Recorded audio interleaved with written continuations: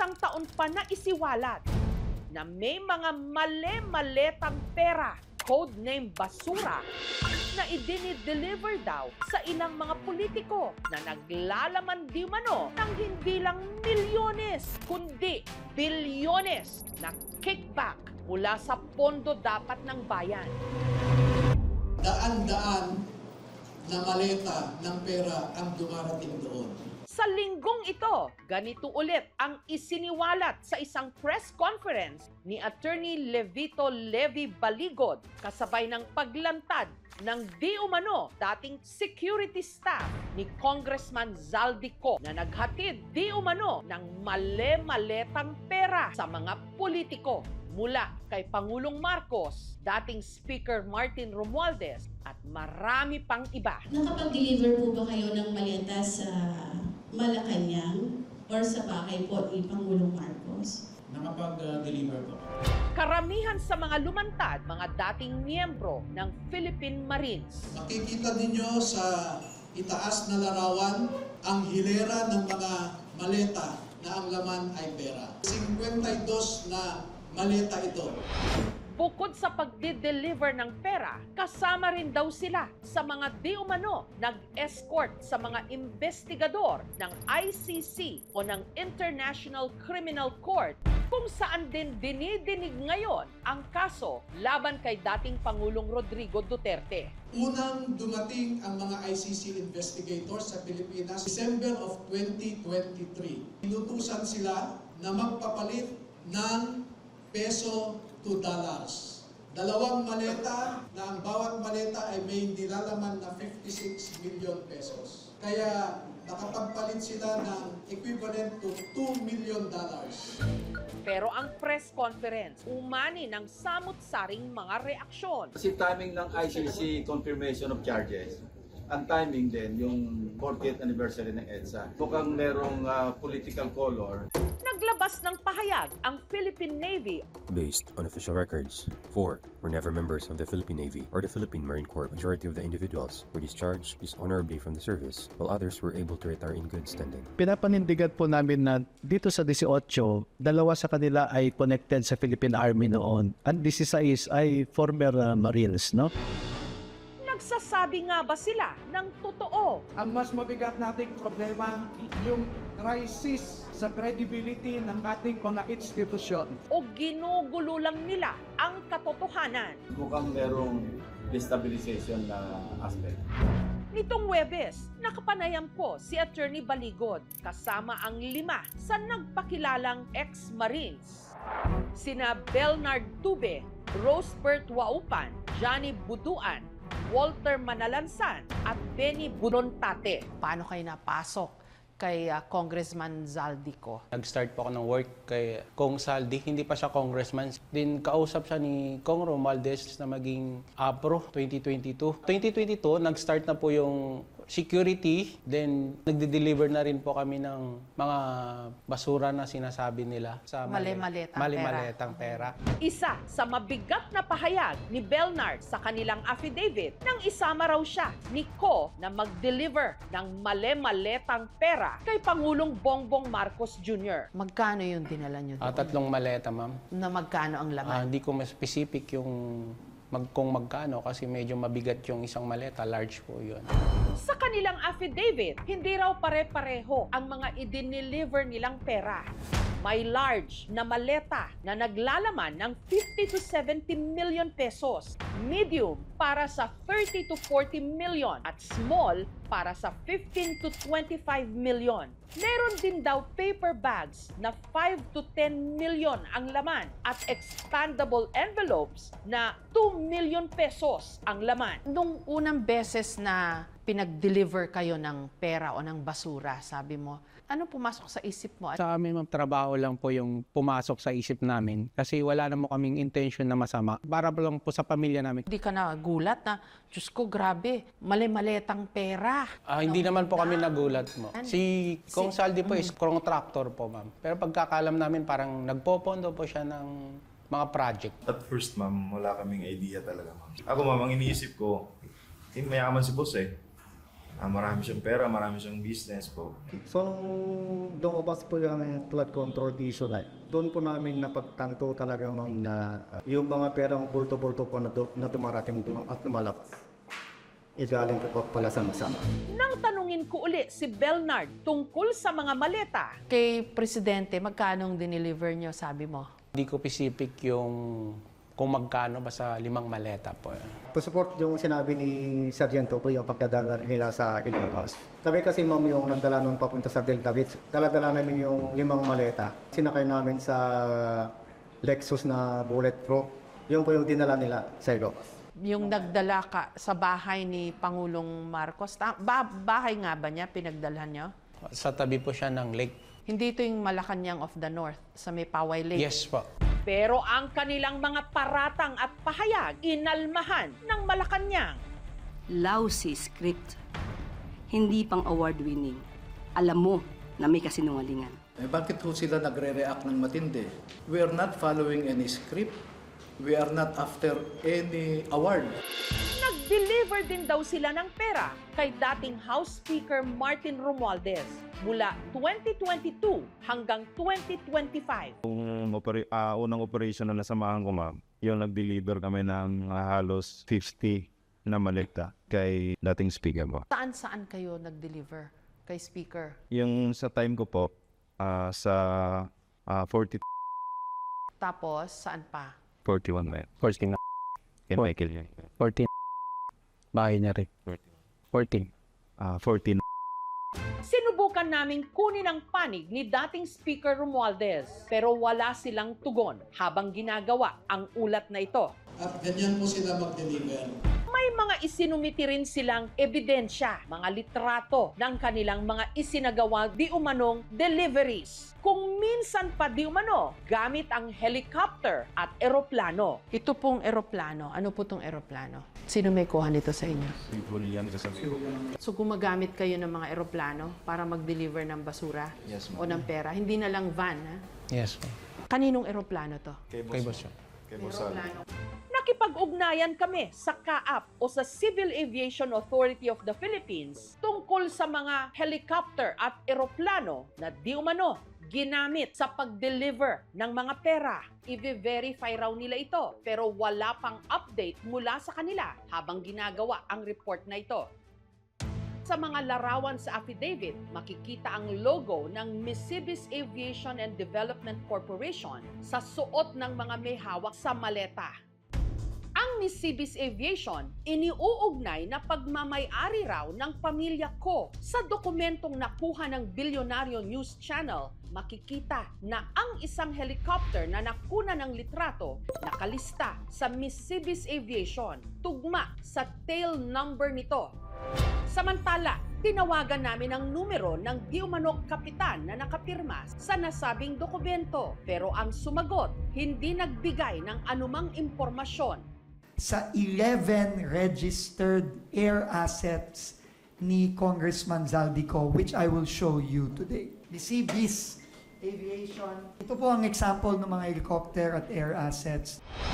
Minsan na ring sinabi ni ngayon DPWH Secretary Vince Dizon na merong mga eroplano at helicopter si Zaldico pero ang abogado ni Ko pinabulaanan na nagmamay-ari si Ko ng kahit anong aircraft.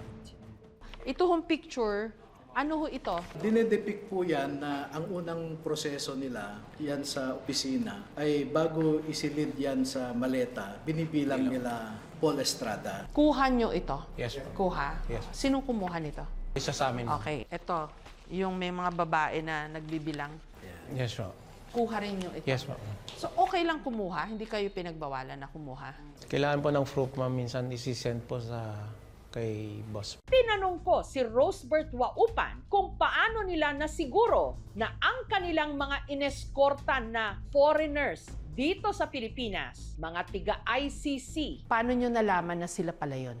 Lately na lang din, ma'am, nakita namin sa TV na sila pala yung investigator doon na. Na isa sa mga ineskortan nyo, Yes, ma'am. nagpunta rito. Yes, ma'am. Ano ba yung mga ginawa nila rito? December 2023, ocular muna sila, ma'am, eh. Inikot muna nila yung buong Manila, eh. Then nakipag-meeting sila at kay ST po, Code name po yan ni Sunny Trillanes. Then pumunta po ng townhouse, nakipag-meeting din po siya doon kay boss po, tsaka kay dating speaker. Pagkatapos nun, ma'am, umuwi muna sila. Then bumalik sila 2024. Belnard, ikaw yung kasama nung nag-escort ng mga ICC, tama Yes, ba? sir.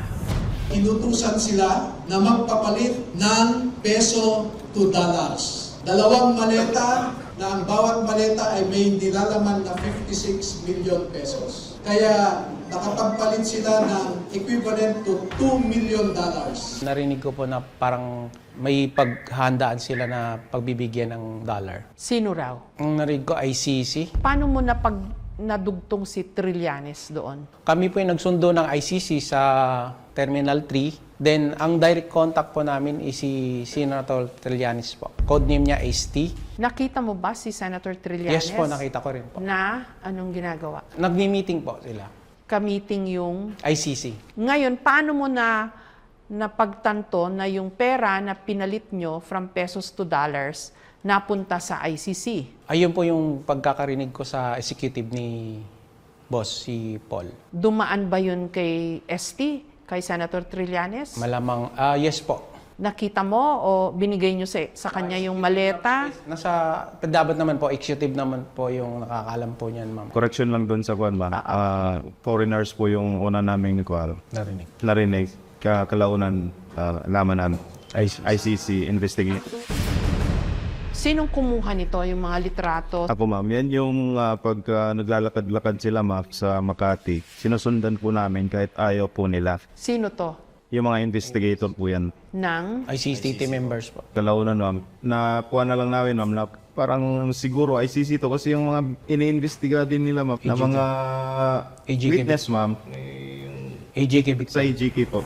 Sinabi rin nila na ang mga kakoordinasyon ng mga tiga-ICC dito sa Pilipinas, si dating Senador Sunny Trillanes at iba pang mga personalidad na nabanggit sa pag-aresto kay dating Pangulong Rodrigo Duterte.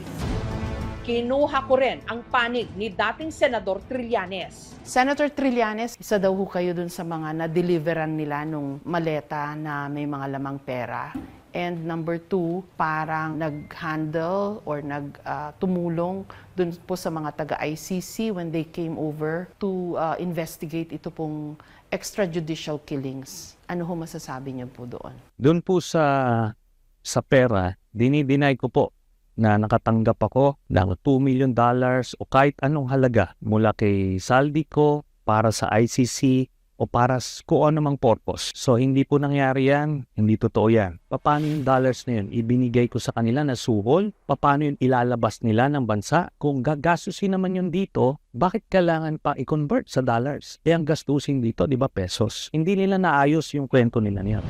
Pero kung titignan mo yung pagbabantay nila dun sa ICC, per se, wala akong illegal dun. Assuming sila nga yung nagbantay. Pero ang mali na ginawa nila, nung sila ay naging security, dapat pinapangalagaan nila, binabantayan nila yung buhay nung kanilang binabantayan. Pero ang ginawa nila, in-expose nila yung identity, pinictura nila, pati yung testigo. Anong purpose nun?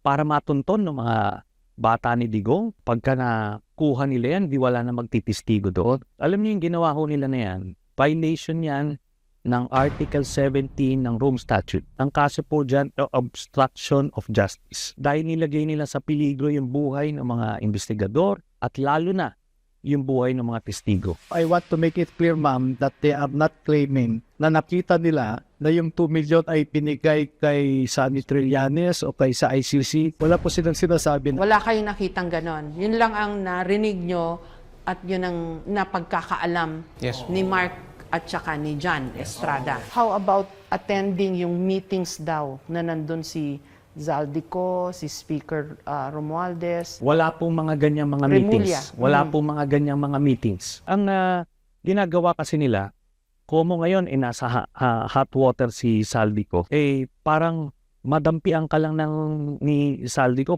parang nasa impyerno ka na.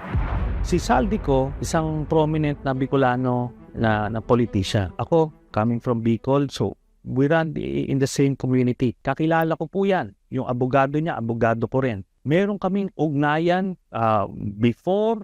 even before 2022, probably 2013. Ano po ang issue diyan sa ugnayan na yan? Is that a crime? Klaruhin ko lang po ha, yung sinabi niyo ho kanina, for emphasis lang po. Si Trillanes, as far as they are concerned, nakita lang nila sa meetings, tama po. Hindi lamang po yun. Nakita rin nila, nabibigyan siya ng pera, nadedeliveran siya ng pera. Pero di ba, attorney, unless it's proven that the money was sourced illegally, wala mang kaso yon. Kasi pagpunta ng ICC investigators dito, they would need assistance. I don't think Trillanes is guilty of any crime, is he, for assisting the ICC inspectors. Pero sa batas, wala naman ho siyang nababiolate, di po ba?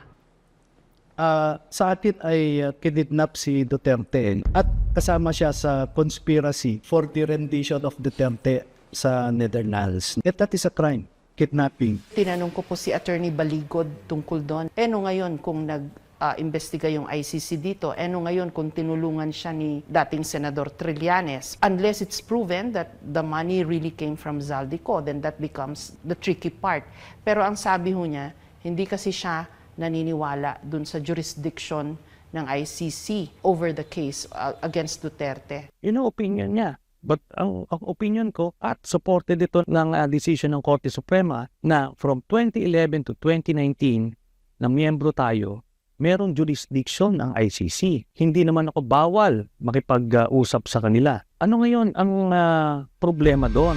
2023 pa raw sila nagbabantay. Kung talagang feeling nila karumal-dumal yung ginagawa nila, ba't di nila tinanggihan yung trabaho na yan? Bakit di sila nag-expose ng mga panahon na yan? Bakit ngayon? Kung kailan kasagsagan ng confirmation of charges hearing? Pero Senator Trillanes, you're not denying na you helped the ICC inspectors when they came over. Ang sinasabi ko since 2017, nakikipag-ugnayan po ako sa kanila, nakikipagtulungan ako sa kanila, pagkalap ng testigo at ebidensya. Ibinigay kay Sunny Trillanes ang pondo para sa pag-asikaso sa mga ICC investigators na ito. Definitely it's a spin kasi kailangan niya palabasin na sinuulan para magamit ni Kaufman na sasabihin corrupt yung mga ICC investigators. Probably to request for a mistrial kasi talagang pananabutahi yung ginawa eh. I will not let that happen dahil para masabotage nila yung kustisya na hinahanap namin. Nabanggit din sa affidavit si Father Flavie Villanueva na tumulong sa pamilya ng mga biktima ng EJ case o extrajudicial killings. Pumunta raw ang mga investigador ng ICC sa Bahay Kalinga para kausapin si Father Villanueva. Nagkaroon ng ilang pag-uusap at pagtatanong at naganap ito nung una pa. Panonokhang ng katotohanan ang aking masasabi sa ginawa nitong abogadong to. Bawat buhay na namatay at pinatay nung panahon ni Rodrigo Duterte ay may dangal, may kwento, may kasaysayan. Huwag natin maliitin ang buhay ng bawat Pilipino. Sila ang naglalagay sa sasakyan, sila rin ang nag-e-escort. Pagdating sa kanilang destination, sila rin ang nagbubuhat. Alam nila na ito, dalhin nyo ito sa opisina ni Sunny Trillanes sa ganitong lugar sa Quezon City. Actually, kasama po niya si Sunny Trillanes sa Magdalono. Nakulong ito, kasama ni Sunny Trillanes. Yung isa ho doon, kasama nyo raw dati sa kulungan. Bumaliktad siya habang nandoon pa lang kami sa kulungan. Bumalik loob kina Gloria noon. It speaks of the character. Ano hong balak nyo ngayon? I will be filing cyber libel cases against them. So antayin nila ito. Nakakalungkot. Kasi mga dating kabaro natin. Pero mali yung ginawa nila. Pareho ang pahayag ng lumantad na dating Marines sa testimonya ng nagpakilalang dating security consultant ni Zaldico at dati ring Marine na si Orly Guteza sa Senado. Tagabuhat lang ako ng malita ng basura. Ang ibig sabihin ng basura ay malita na may lamang pera. Ang bawat malita ay may lamang humigit kumulang 48 million pesos. Humigit kumulang 3 beses ako mismo ang nag-deliver ng basura sa bahay ni Congressman Zaldico sa mga bahay ni Speaker Romualdez. Di ba una, lumabas si Gutesa sa Senado Kaso binakbakan siya hanggang sa parang hindi masyado nang sinundan yung mga sinabi niya. Kaya kami lumantad kasi hindi na namin masikmura yung mga ginagawa ng nanakaw dito sa ating mga pondo ng bahay. So hindi nyo kasama ngayon si Guteza sa paglantad po nitong 18? Hindi po. Nakahanda kayo mangyari sa inyo yung nangyari kay Guteza? Yes, ma'am. Sa kamatay po, lalaban po namin. Iginiit sa akin ni Attorney Baligod na siya lang at walang umudyok sa kanya para ilantad ang dating mga sundalong Marines. So, attorney, walang kinalaman sa inyo si Mike Defensor? Wala po. Siguro dapat malaman nyo kung sino ba yung may-ari ng sasakyan na siyang sumundo matapos ang press briefing or press con nila. Ulit-ulit na kasinungalingan. Nakarehistro daw sa asawa nyo yung kotse na ginamit ng mga dating sundalo papunta po sa press con ni na Attorney Baligod. Kaya makikita raw kung sinong kumakamada behind the scenes. Ano ho ang tugon ninyo? Kung tatawagan lang nila ako, aamin naman ako, talagang tumutulong ako sa mga yan. Naniniwala ako sa mga sinasabi nila. Ito ngayon na mabibigat na tanong. Sino ba ang nagpondo dyan sa mga yan? Sino nag-organisa sa kanila? Sino yung mastermind dyan? Sino yung nag-facilitate nung organize ng buong press con? Mabibigat na ano yan. At malalaman yan. I tell you, pagka inimbestigahan na itong mga to, yung 80 na sundalo na yan, pag hiniwa-hiwalayin at tanungin, lahat yan, bibigay yan. Wala kayong political party or any big political personality who's behind you? Wala. If the insinuation is that this is for the Dutertes, no. Kasi identified kayo kay Duterte. November, kinausap niya ulit ako. Sabi niya, attorney, sumama ka sa akin, senador kita. Alika. Tinaas niya kaagad yung kamay, tinawag niya yung letratista, pak na po, gamitin mo na yan na campaign. Si Duterte walang kinalaman ho dito sa paglantad po nitong 18 ngayon. Yes, ma'am. And I can put in the line my license as a lawyer or even my name and reputation. Si Vice President, hindi na niya ako kilala. Hindi pa kami nag-uusap ni minsan. Kung si PRD ang nakaupo bilang Presidente ng Pilipinas, makikita po natin na wala pong nangyayaring masama. Pero ngayon, napakatindi. Ultimo bata, nire-rape ng mga animal, ng mga rapist na yan. Mga adik. Lumantad na lahat ng mga adik. Wala nang upo si PBBM. Unahan ko na yung mga mangiintriga sa inyo. Baka DDS kayo. Hindi po, ma'am. Hindi nyo ito ginagawa dahil sinusuportahan nyo si Duterte? Hindi po. Ginagawa lang namin to, sinuportahan namin yung sinabi ni Master Sergeant Gutesa at saka sinabi rin ni Kong Saldi. Nagpa-presscon kayo one day after simulan itong ICC pre-trial ni Duterte sa The Hague. Bakit nga ho ba ngayon nyo pa-timing yung paglantad? Ano ba ang dapat na timing para ibahagi mo sa bayan ang katotohanan? I think sa akin po ay anytime is a good timing pagdating sa paglalabas nitong nalalaman nila. Kasi ang sinasabi ho nila, ang tagal na nung mga sinasabi nila, matagal na nilang naranasan at nasaksihan yan. Bakit this week lang sila nagsalita? Kung kailan nahaharap pa sa pre-trial si Duterte. So parang, ano to, pangontra sa ICC? Parang ganun ho yung sinasabi hindi nila. po ako updated sa nangyayari sa ICC. Although I know na merong kaso doon ni Duterte. Attorney, kasi yung mga nagpapahayag po na hindi sila naniniwala sa mga sinabi po nitong 18 Marines, sinasabi mukhang ang pinuntirya puro mga kontra kay Duterte. Ano maisasagot niyo ho doon? Nung identify nila yung mga natatandaan nila ang pangalan at lokal, ma'am, wala naman sa isip namin kung pro-Duterte yan o anti-Duterte. Hindi nga namin alam sa Senado kung sino ang pro-Duterte dyan. Of course, maliban siguro kay Dongo at saka si Bato de la Rosa, no? Sinabi nila 805 billion yung napunta, yung pinamahagi o napunta kay Congressman Saldico. Well, from 2023 to 2025, ang total amount ng flood control projects, 1.13 trillion. Nasabi po ni Senator Lacson, hindi match dun sa nalalaman niya na nakurakot dito po sa flood control project or budgets. Because his assumption is wrong. Ang assumption niya kasi ay galing lang ito sa flood control funds Pero maraming sources. Pag isusuma total po yung frequency of their deliveries, doon lamang sa Forbes Park at saka sa Aguado. Kaya ang estimate ko, umaabot siya ng 805 billion.